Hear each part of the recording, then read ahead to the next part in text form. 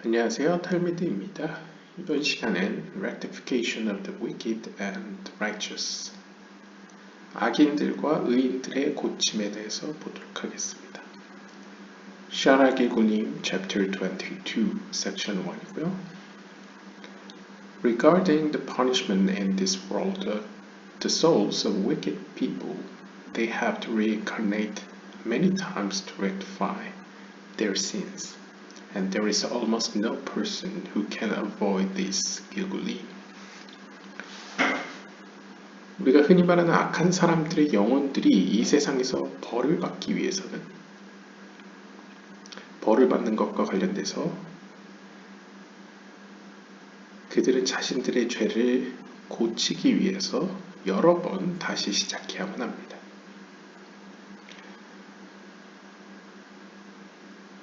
따라서 there is almost no person who can avoid. 이러한 길굴림을 피할 수 있는 사람은 아무도 없습니다.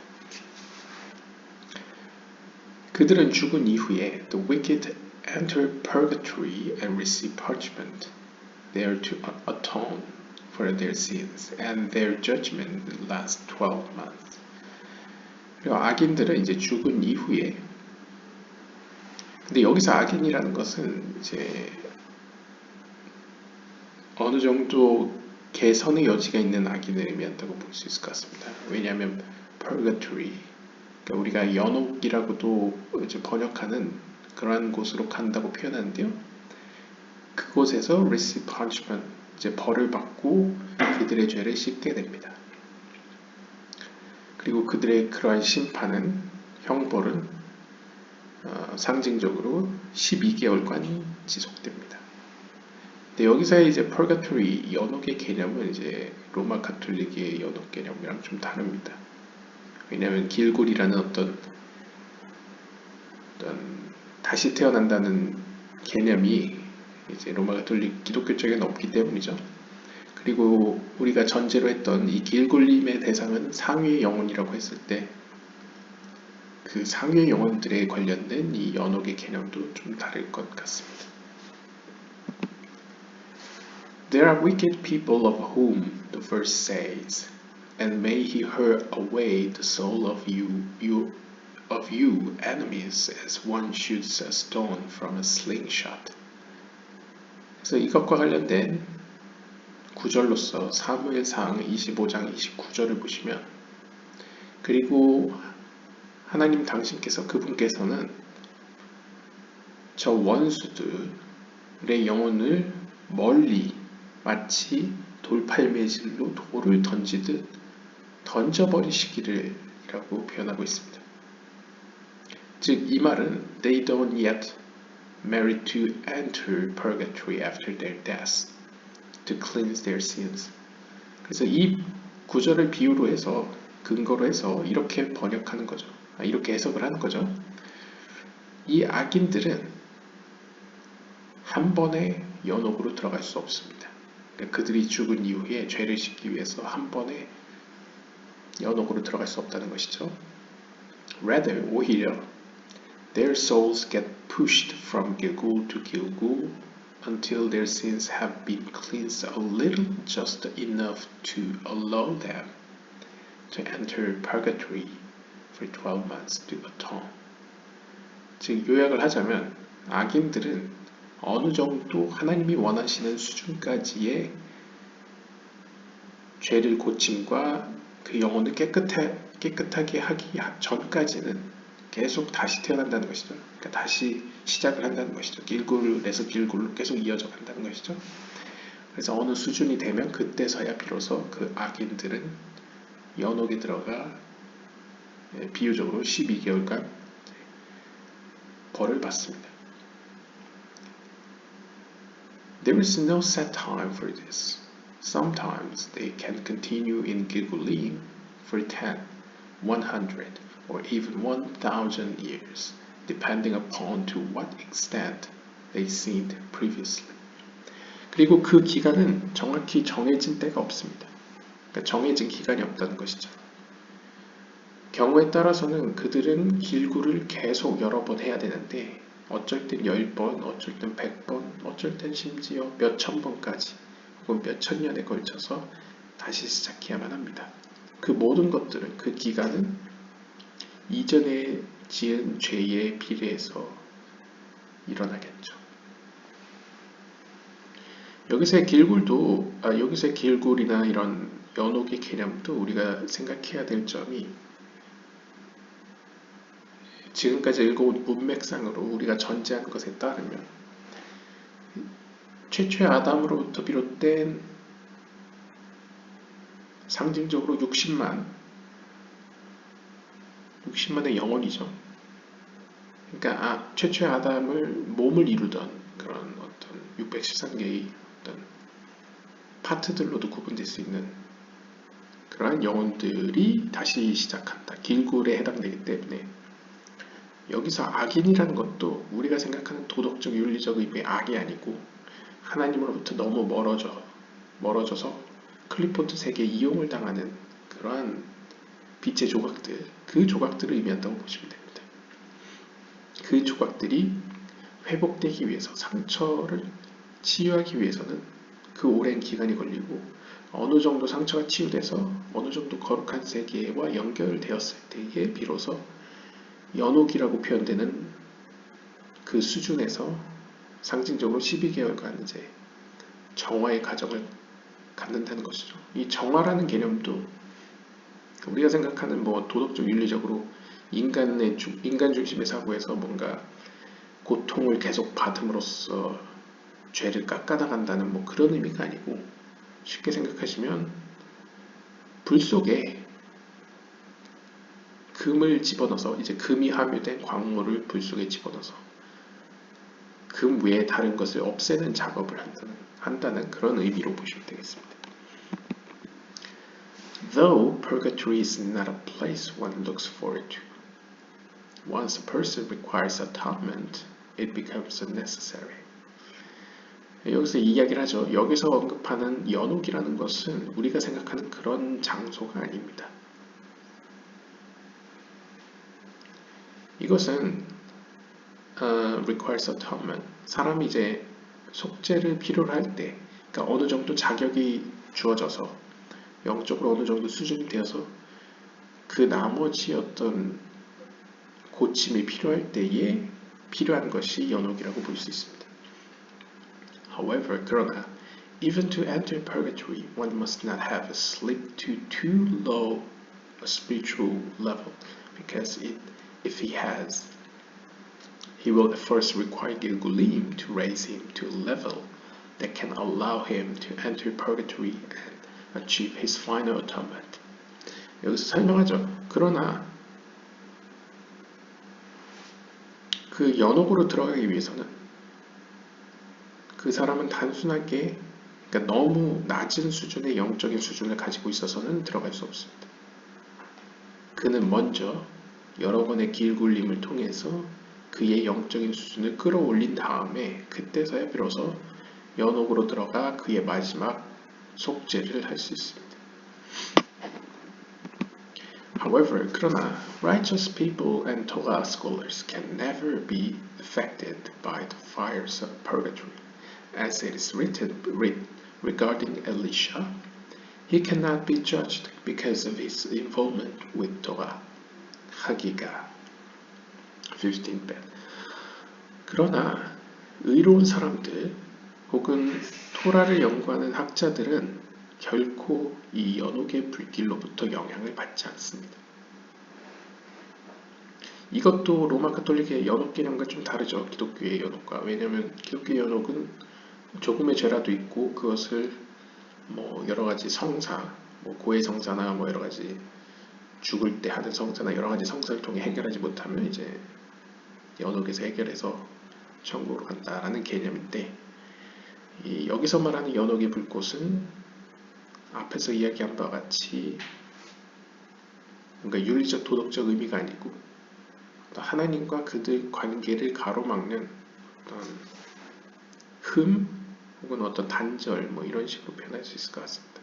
그렇기 때문에 토라를 연구한 학자들이나 의로운 사람들은 상대적으로 하나님의 말씀이 그들과 얽혀있기 때문에 그 말씀으로 말미암아 연옥의 영향을 받지 않는다는 것이죠. 그러니까 연옥의 영향을 받지 않는다는 것은 연옥에 갈 필요가 없다 라고 볼 수 있겠습니다.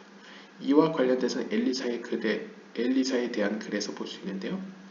하기가 15장 뒷장을 보시면 그는 심판받지 않을 것입니다. 왜냐하면 그가 토라와 연결되어 있기 때문이다. 그러니까 토라와 관련되어 있기 때문에 그는 심판받지 않는다라고 하죠. Therefore, 따라서 they need to reincarnate in this world to cleanse their sins for. There is no righteous person in the world who does good and does not sin. 그리고 여기서 말하는 의인 역시도 전도서 7장 20절에서 언급하듯 이 세상에 그 어떤 의로운 사람도 선을 행하고 죄를 짓지 않는 사람은 없다. 그러니까 의인이라 하더라도 그 경중의 차이는 있겠지만 죄를 짓는다는 것이죠.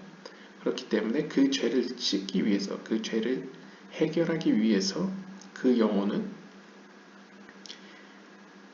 연옥에 가는 방향이 아니고 연옥은 가지 않죠. 왜냐하면 연옥에 영향이 미치지 못하니까요. 그러니까 반대로 길굴의 형태로만 다시 시작해서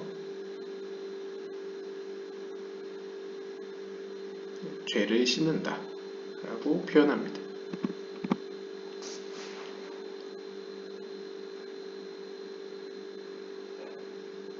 Toga learning provides a special protection against the rectifying flames of purgatory, which creates a problem for Toga scholars in need of rectification.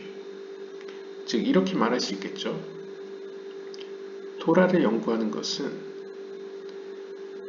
이러한 연옥의 불꽃으로부터 보호해 줍니다.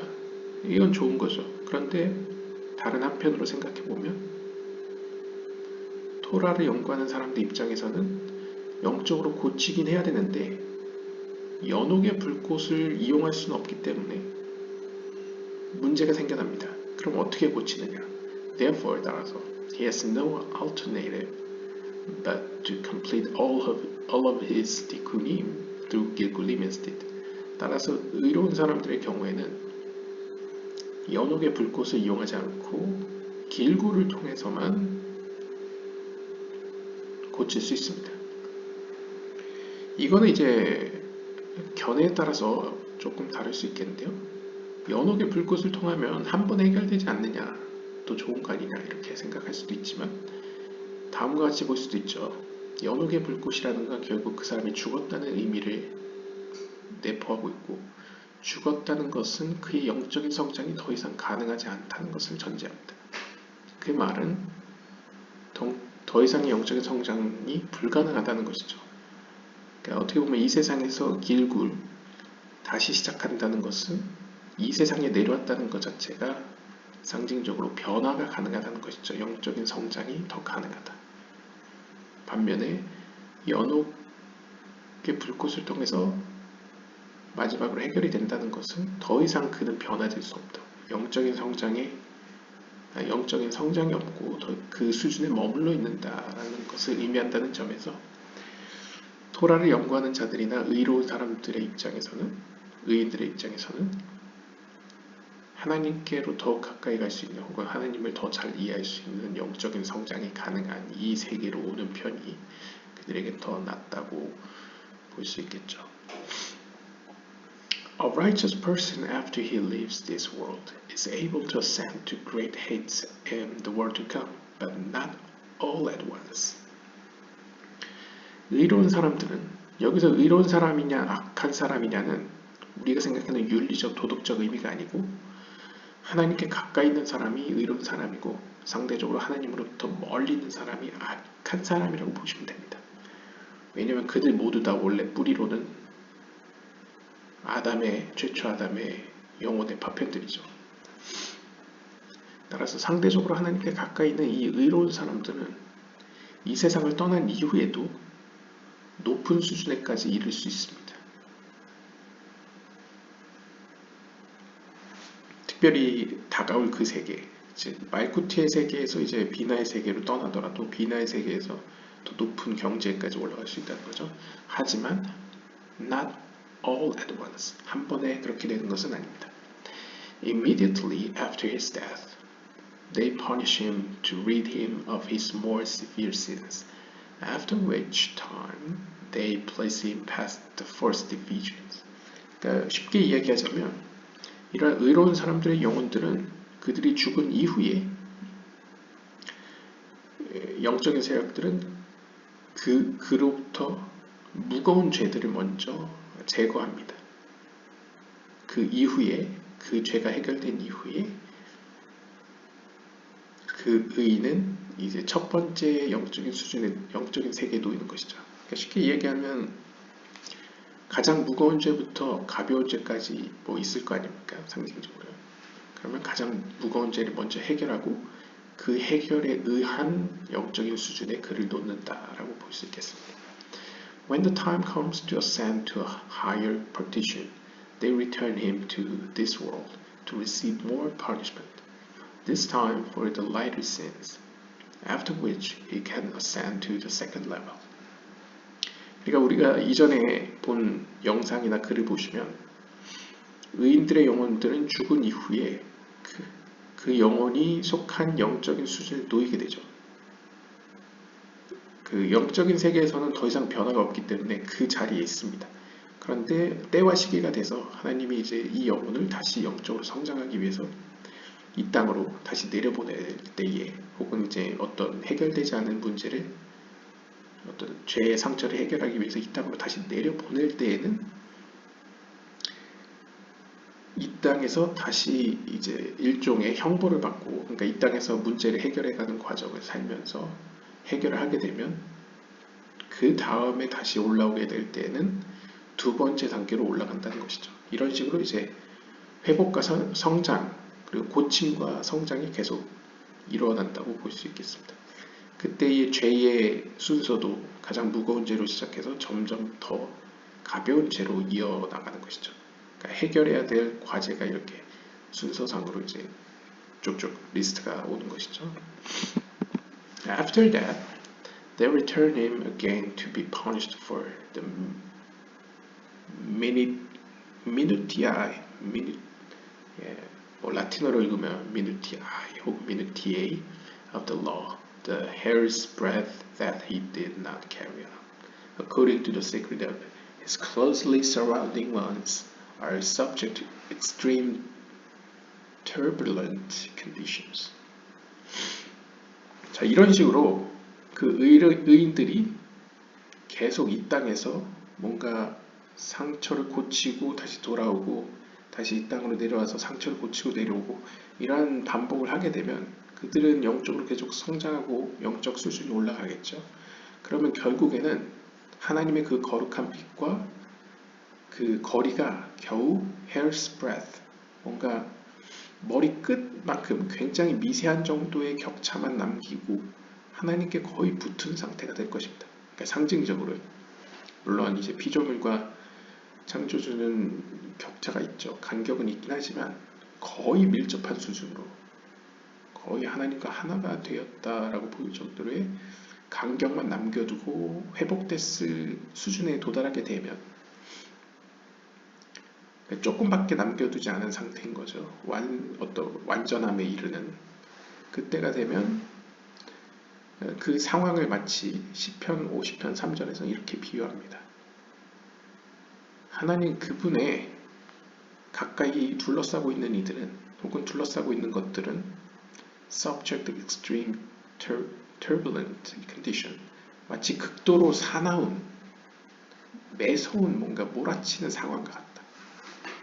그러니까 이건 뭔가 여러 가지 의미가 있을 것 같습니다. 뭐 첫 번째로는 상대적으로 하나님을 전혀 모르는 사람들은 하나님이 있는지도 모르기 때문에 여유롭게 평안하게 살겠죠. 상대적으로, 그러니까 비유적으로. 반면에 하나님께 거의 다 붙어왔는데 조금만 더 가면 하나님과 하나가 될 수 있다라고 표현한다면 그들의 마음은 그러한 하나님의 빛을 향한 열망으로 가득 차서 뭔가 사납고 매서운 소용돌이치는 굉장히 어떻게 보면 지금 굉장히 그 마음에 어떤 의미로 절체절명적인 상황이라고 볼 수 있겠죠. 뭐라고 표현해야 될까요? 그러니까 뭐 딱 들어맞는 비유는 아니지만 1, 2등을 다투는 때에는 그러니까 물론 이 영적인 세계는 뭔가 경쟁 구조는 아니지만 1, 2등을 다투는 때에는 1등과 2등을 향한 그 서로의 경쟁이 굉장히 치열하죠. 근데 반면에 저 밑에 뭐 30등이나 29등은 사실 그렇게 관심이 없습니다. 오히려 어떤 의미로는 그런 밑에 있는 사람들은 그런 뭔가 간절함이 없죠. 상대적으로. 반면에 1, 2등은 서로 1등을 차지하기 위해서 굉장히 간절하죠.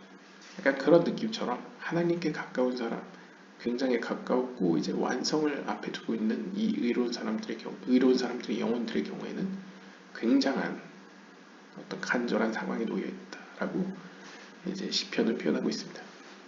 Then he will finally be able to ascend to his true feeding section in paradise. 그때서야 비로소 그 영혼은 마침내 그가 진정으로 있어야 할 그 자리에 놓이게 됩니다. 즉 낙원에 놓이게 되는 것이죠. 이것도 제 개인적으로는 각 영혼마다 하나님께서 그 영혼이 놓여지기를 원하는 장소를 의미한다고 볼 수 있을 것 같습니다. 왜냐하면 모든 영혼은 최초의 인간의 몸으로 비했을 때 어떤 영혼은 어깨에 놓여있고 어떤 영혼은 허벅지에 놓여있고 어떤 영혼은 심장에 놓여있고 이렇게 각각 기능과 어떤 그 뿌리에 있어서 다양한 자리에 놓여 있었다고 하죠. 그 자리를 회복하는 것이 이제 티쿤, 이제 고침이라고 했을 때 이건 보편적이고 어떤 객관적인 의미에서의 어떤 하나님과 하나 되는 의미가 아니고 오히려 각 개인과 하나님의 관계 가운데서 그러니까 주관적인 어떤 관계 내에서 그 영혼의 완성을 의미한다고 볼 수 있을 것 같습니다. 그런 주관적인 완성들이 모여서 객관적인 보편적인 완성을 이루게 되겠죠. Completely righteous people like David or Daniel, God wanted to make known that they were in the world to come and that they would not require neither punishment nor 개굴림. 그리고 이제 완전히 의로운 영혼들, 그러니까 여기서도 완전히 의로운 영혼들이라는 건 주관적인 관점이라고 볼 수 있습니다. 우리가 알다시피 다윗과 다니엘은 물론 다니엘은 그나마 그렇지만 다윗의 경우에는 뭐 바세바 사건도 있었고 여러 가지 잘못을 저질렀죠. 그렇기 때문에 여기서 완전히 의로운 영혼이라는 것은 완전히 의로운 사람들이라는 것은 이제 하나님과의 개인적인 관계 내에서 하나님의 눈에 의인으로 완전한 의인으로 여겨지는 어떤 주관적인 그런 혹은 개인적인 그런 관점이라고 보시면 되겠고요.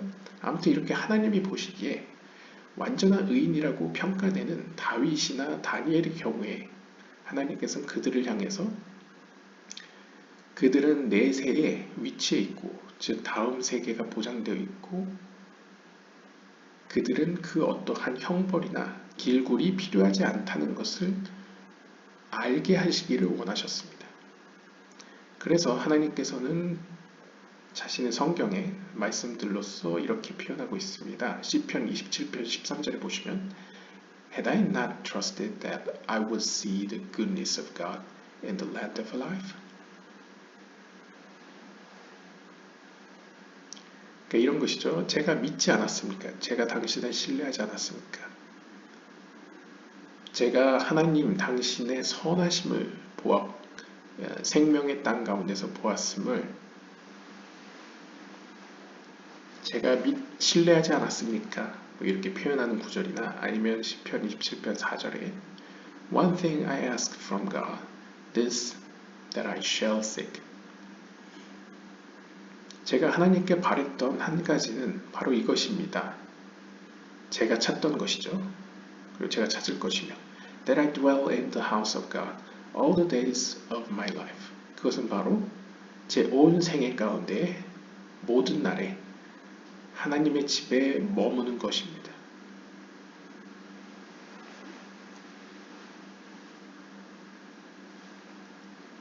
그러니까 어떻게 보면 이제 시편이 뭐 다윗 외에도 다양한 사람들이 이제 편집을 했지만 혹은 작곡을 작사를 했겠지만 여기서 앞에 다윗이나 다니엘 같은 어떤 의로운 사람들의 입장에서 다윗으로 대표를 한다면요. 다윗의 노래라고 우리가 이야기를 한다면 이 사람들 같은 경우에는 하나님께 고백하기를 나는 온 생애 가운데 하나님 당신에게 붙어 있기를, 즉 그걸 다르게 표현하면 하나님의 집 가운데 매일매일 거하기를 원하였습니다. 그것만이 내가 유일하게 하나님 당신에게 원하던 것이었습니다. 라고 고백한다거나 혹은 생명의 땅 가운데에서 하나님의 선하심을 내가 보고 있다 라고 내가 내내 일생 가운데 믿고 의심치 않았지 않습니까? 라고 이제 고백한답니다.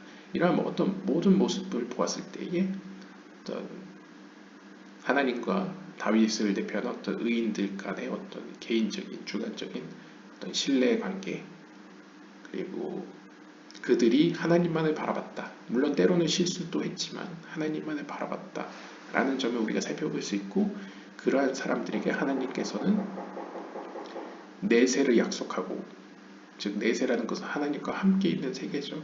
그 세계를 약속했고, 그들은 다른 영혼들과 다르게 벌을 받지도 않고 또한 길굴림, 이 땅으로 다시 내려와서 고통을 통해 영혼의 회복을 구해야 되는 입장도 아니라는 것을 하나님께서 알게 하셨다는 것이죠. 그래서 마지막을 보시면 This was also stated by Abigail, the prophetess Megillah, when she said, The nephesh of my master is bound up in the bundle of life. 예를 들면 이제 메길라서의 여선지자 아비가일의 이야기를 보시면 그는 사무엘상 25장 29절을 인용하고 있습니다. 내 주인의 영혼은 생명의 가득함 가운데 매여 있습니다. 혹은 이제 영어로 보면 be bound up in은 뭔가 열중하고 있다 라고 또 이제 좀 더 확장 해석할 수 있죠.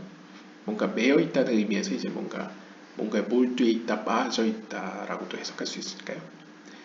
그리고 이 The Nephesh of My Master도 이게 of라는 게 우리가 알다시피 나의 주인의 영혼일 수도 있지만 내 주인에게 속한 영혼일 수도 있죠. 그러니까 만약에 여기서 Nephesh를 이제 앞에서 언급했던 어떤 의로운 사람들의 영혼이라고 표현하면 우리의 주인인 하나님께 속한 의로운 영혼들의 경우에는 하나님의 생명이 가득한 그곳 가운데에 매여 있습니다. 그러니까 연결되어 있습니다. 그곳에 빠져 있습니다. 라고 표현할 수 있겠고요. 그 다음에 다니엘의 경우에는 이렇게 이야기합니다. 다니엘서 12장 13절에 따르면 다니엘이 이렇게 이야기하는데요. As for you, go to your end where you will rest. 너희에 대해서 이야기하건대 너희는 너희의 끝을 향해 나아가라. 그 끝은 너희가 쉴 곳이다 라고 표현합니다. 그러니까 하나로 이야기하자면 너희가 궁극적으로 쉼을 얻을 그 끝을 향해서 너희는 나아가라 라는 것이죠.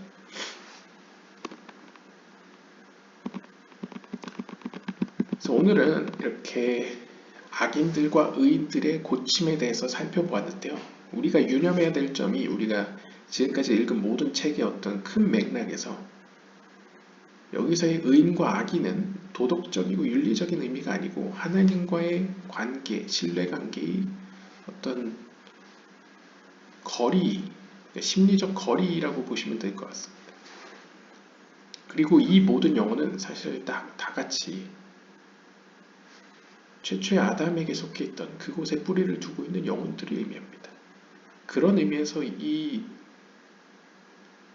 악인과 의인들의 영혼들이 고쳐지고 혹은 때로는 클리포트 세계에 있다가 회복되어서 거룩한 세계로 올라가기도 하고 연옥에 가기도 하고 길굴이라는 다시 태어남을 하기도 하고, 이러한 과정들은 사실 어떻게 보면 상위 영혼들을 의미한다고 볼 수 있겠죠. 그것에 대해서는 지금까지 살펴본 영상을 통해서 이해하실 것이라고 봅니다.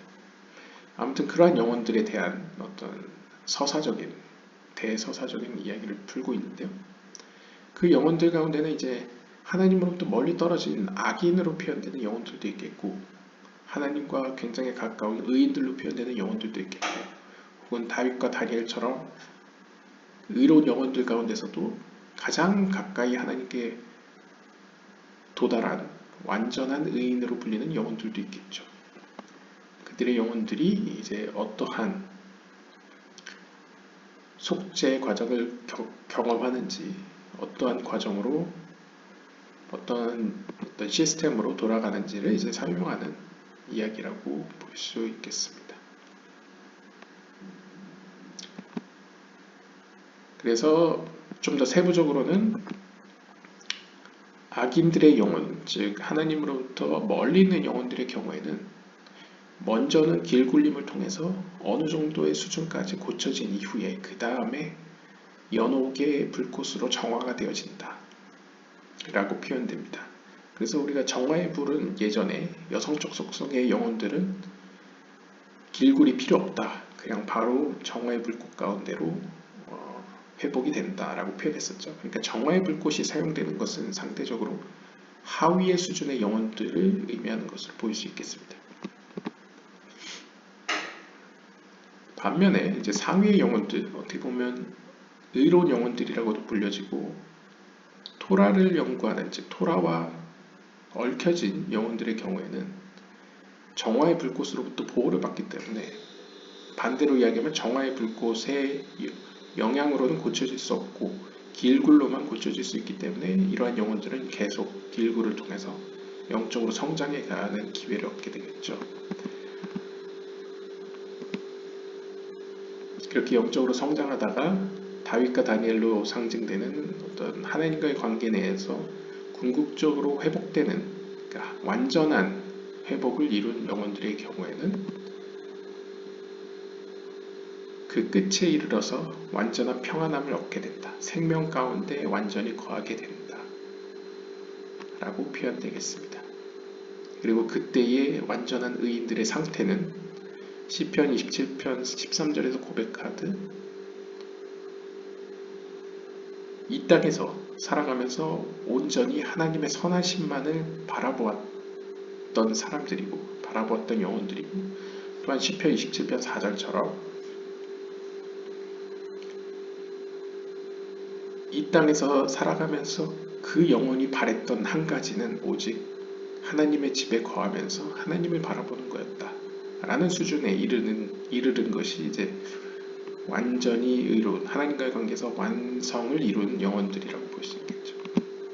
그리고 마지막으로 이제 그런 완성을 눈앞에 두고 있는 영혼일수록 그 영혼에 더욱 간절함이 강하기 때문에 굉장히 영적으로 어떻게 보면 불안할 수도 있고 굉장히 소용돌이치는 굉장한 고통을 경험할 수 있다는 것도 살펴보았습니다. 오늘은 이렇게 악인들과 의인들의 영혼의 어떤 고침에 대해서 살펴보았습니다. 감사합니다.